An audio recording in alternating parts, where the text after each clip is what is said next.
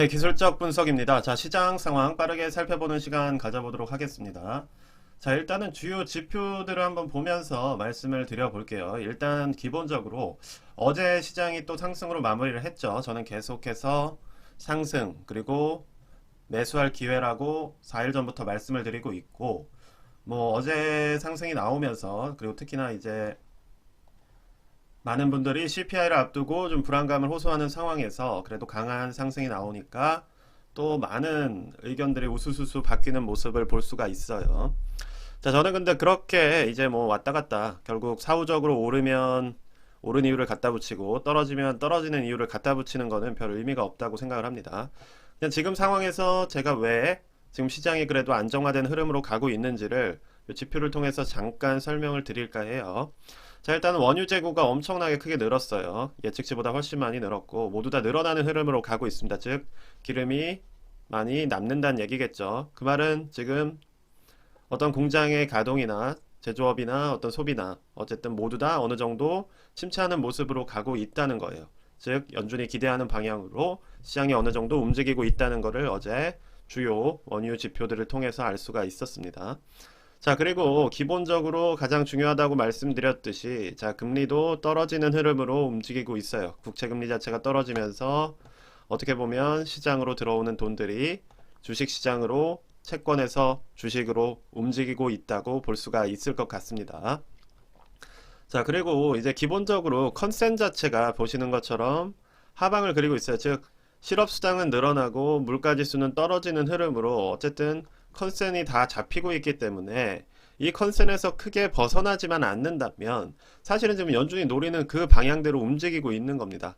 즉 정책이 잘 먹혀들고 있다라고 판단이 되기 때문에 아직 덜 흡수된 유동성이 많은 현 상황에서는 충분히 다시 돈이 어느 정도 단기적으로는 들어올 수 있다는 거예요. 또 뭐 지금 뭐 16,000을 다시 도전하느니 이런 5% 금리에서는 지금 예전만큼 올라가는 거는 쉽지가 않습니다. 그런 가능성 떨어지는 얘기를 듣자고 지금 말씀을 드리는 게 아니라 결과적으로 시장 자체가 지금 어느 정도 연준이 원하는 방향대로 움직이고 있기 때문에 그 과정 하에서 단기적인 기회를 포착했다고 보시면 될 것 같아요. 자, 그래서 연준이 말하는 대로 잘 되는데 뭐 우리 그래도 좀 투자해도 되지 않을까? 라는 식의 심리들이 지금 시장으로 들어오고 있고 물리적인 요인에서는 채권 수익률 자체가 점점 빠지기 시작하면서 어쨌든 역배열로 들어가기 시작하면서 채권 시장의 입찰 자금들도 어떻게 보면 국내 시장으로 들어오고 있는 흐름이다. 주식 시장으로 들어오고 있는 흐름이다.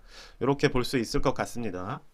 자, 그래서 오늘 이렇게 올라갔다고 해서 뭐 오늘 CPI 발표나고 무조건 또 오른다는 생각은 하지 않아요. 또 떨어질 수가 있습니다. 왜냐?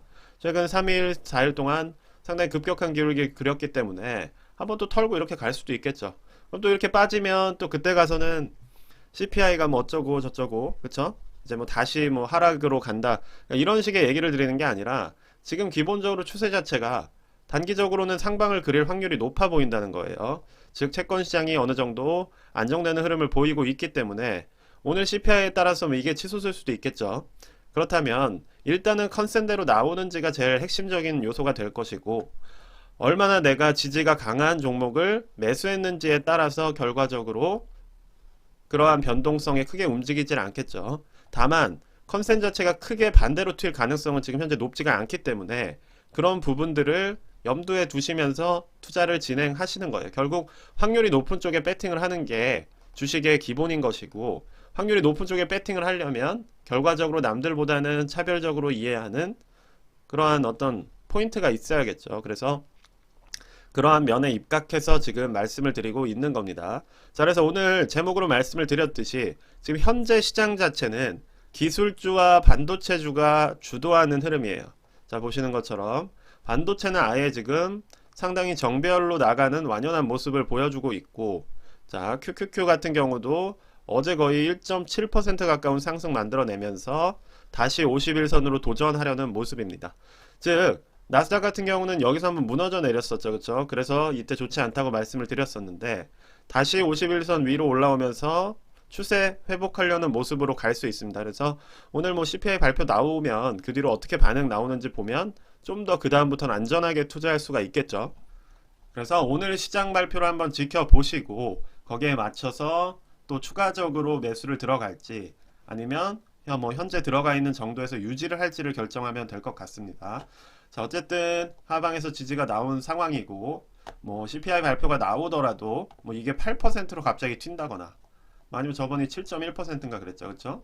뭐 이게 뭐 갑자기 만 7.5%뭐 7.2% 이런 식으로 그러니까 하방이 나오지 않고 반대로 튄다면 문제가 되는 건데 뭐 사실 그럴 만큼 지금 많은 자산들이 그렇게 튀어오르는 부분이 있지가 않아서 보시는 것처럼 뭐 석유 가격 자체도 이전보다 낮은 수준 뭐 11월로 친다면 이때보다는 훨씬 지금 낮은 수준에서 움직이고 있죠. 그래서 원유 재고도 앞서 말씀드렸듯이 크게 늘어난 상황이고 어제 무려 뭐 3% 정도 상승이 나오긴 했지만 그게 어쨌든 뭐 대세적으로 지금 정말 석유 자체가 부족해서 생긴 거라기보다는 어떤 심리로 인한 입찰 과정에서 생긴 상승이기 때문에 크게 우려할 만큼 그렇지는 않을 것 같아요. 그래서 일단은 오늘 뭐 시장은 항상 조심해야겠죠. 100% 맞는 건 없습니다. 그래서 지켜보면서 어떤 식으로 움직이는지 좀 대응을 결정해 주시면 될 것 같아요. 제가 말하는 대응이라는 건 비중을 늘리냐 혹은 줄이냐 아니면 단기적으로라도 손절을 치느냐. 단기적으로 손절을 치는 시나리오 자체는 뭐 갑자기 CPI가 7.5%, 뭐 8% 이렇게 튀었을 때 시나리오겠죠. 그렇죠? 저는 항상 시나리오 대응을 강조합니다. 그런데 뭐 6.9나 8 뭐 이렇게 해서 뭐 컨센이랑 비슷하게 간다. 라고 한다면 그냥 홀딩을 하면 되겠고 컨센보다 더 낮게 나온다면 비중을 늘리면 되겠죠. 그렇죠? 그래서 지금 현재는 그런 상황이다. 그런 부분에 맞춰서 대응을 해주시면 될 것 같다라고 말씀을 드릴 수 있을 것 같습니다. 뭐 지표 방금 지수 자체가 뭐 정확하진 않더라도 어쨌든 주요 제가 말씀드리고자 하는 의도만 이해를 해주시면 될 것 같아요. 자, 그리고 이제 뭐 애플 같은 경우는 어느 정도 하방에서 다시 도전하는 흐름 나오고 있습니다. 테슬라 역시도 비슷하게 도전하는 흐름이 나오고 있죠. 그래서 1차적인 아마 지지 그러니까 도전 목표 자체는 51선 정도가 될 것 같아요. 그래서 이 부근에서 어떻게 움직이는지 뚫는다고 한다면 또 200일선까지 도전하겠죠. 근데 다만 여기서 더 갈 것인가는 의문이 있다 항상 역배열 상태이기 때문에 그래서 이쯤에서는 일단 출하 매물들이 나올 수가 있는 상황이에요. 자, 테슬라도 비슷합니다. 그래서 결과적으로 이 두 가지 저항선을 어떤 식으로 돌파하는지를 보면서 투자를 하셔야지 뭐 지금 투자하기에는 사실 저는 여전히 좋지 않다고 생각을 합니다. 자, 왜냐? 역배열과 이격도가 너무 크기 때문에 시간이 좀 필요할 거라고 생각이 들어요. 자, 그리고 뭐 넷플이나 자, 기본적으로 잡혀 있는 상황이기 때문에 뭐 일간 변동 자체는 크게 올라오지 않더라도 계속해서 뭐 지지하면서 나가는 모습을 보여준다면 뭐 이러한 비슷한 종목들 뭐 나이키든 뭐 스타벅스든 넷플릭스든 뭐 이런 종목들은 그냥 쭉 지금 현재는 홀딩해도 되는 그러한 포지션이라고 생각이 됩니다. 자, 그래서 지금 나스닥이나 이제 보시면 기본적으로 일단은 1차적인 추세 저항에 근접을 하고 있어요. 그래서 뭐 강하게 이걸 뚫어버리는 건 기울기가 너무 크기 때문에 저는 오히려 좋지 않을 거라고 생각을 합니다. 그래서 이 위치에서부터 어느 정도 오늘 지지가 나와주면서 이런 식으로 뚫고 나갈 수만 있다면 랠리의 기간 자체가 좀 더 길어질 수가 있겠죠. 그래서 일단 단기 랠리가 나올 수 있는 상황이라고 말씀을 드렸고 여기서 어떤 식으로 이제 움직일지에 대해서는 우리가 좀 관심을 가져볼 필요가 있겠다. 자, 그리고 SOXX 같은 경우도 상당히 지금 좋은 모습으로 움직이고 있습니다. 그래서 이 추세선을 따라서 어느 정도 상승을 유지해 준다면 뭐 단기적으로는 뭐 한 425에서 40 정도까지도 충분히 도전할 수 있을 거라는 생각이 들어요. 뭐 이거랑 비슷하게 움직이는 지수가 뭐 이제 독일 지수 정도가 있을 텐데 앞서 좀 선행해서 움직였다는 느낌은 독일 지수가 좀 줄 수 있을 것 같아요. 한번 같이 보시면 자, 독일 역시도 상당히 지수가 많이 빠지다가 이런 식으로 지금 현재 상승하는 모습이 나오고 있어요. 그쵸? 엄청나게 강한 추세로 올라가고 있죠. 그래서 자, 지금 현재 뭐 나스닥 역시도 비슷하게 움직일 수 있다는 생각이 들어요. 왜냐? 어쨌든 금리가 지금 현재 모두 높은 상황에서 독일도 이런 식으로 지금 랠리가 먼저 선행해서 나왔기 때문에 지금 보자면 위치는 이 정도인 거겠죠. 그쵸? 이렇게 뚫고 이렇게 랠리를 만들어갈 수도 있는 상황입니다. 그러니까 이대로 간다는 게 아니라 움직임에 대한 어떤 예측을 해보자면 이런 식으로도 움직일 수가 있다는 거예요. 그래서 뭐 가파르게 뚫는 경우에는 요 순간을 놓치면 사실 큰 돈을 벌기가 어렵겠죠. 그리고 뭐 예를 들어서 천천히 간다고 한다면 제가 생각하는 선호하는 것처럼 그러면 뭐 여기서는 천천히 기회를 잡으실 수 있겠지만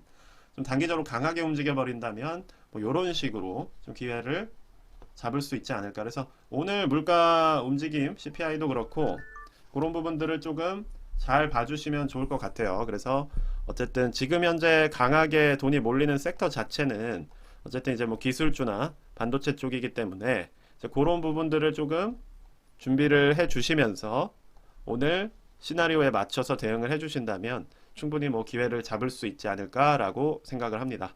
네, 일단 오늘 영상은 여기까지만 말씀드리도록 하겠고요. 네, 영상이 도움이 되셨으면 구독과 좋아요 부탁드립니다. 감사합니다.